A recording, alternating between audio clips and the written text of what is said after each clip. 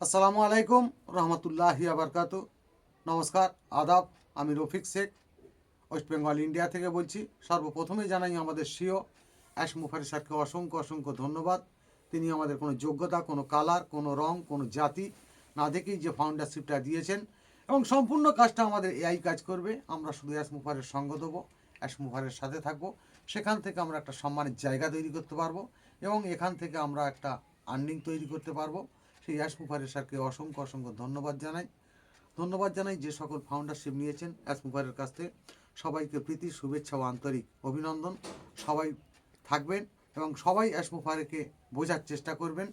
তাই পুরনো পৃথিবী নতুন হবে, সেইটার সম্বন্ধে আমি 2-4 লাইন কবিতা ছন্দের মাধ্যমে আপনাদের সামনে তুলে ধরছি।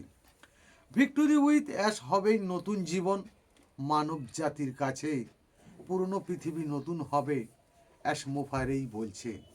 পৃথিবী যেমন আছেই কিন্তু সেইভাবেতেই থাকবে। পুরনো দিনের নীতি আদর্শ এটাই নাহি চলবে। নতুন নীতি নতুন আদর্শ ভিক্টোরি উইথ অ্যাশ আজ আনবে। ঘুমিয়ে পড়ার মানব জাতির জাগিয়ে কিন্তু তুলবে। নতুন দিশা, নতুন ভাষা, নতুন সূর্য উঠবে। ভিক্টোরি উইথ অ্যাশ নতুন আলো সারা পৃথিবী দেখবে। ফাউন্ডাররা দেখবে তখন নতুন আলোর তেজ।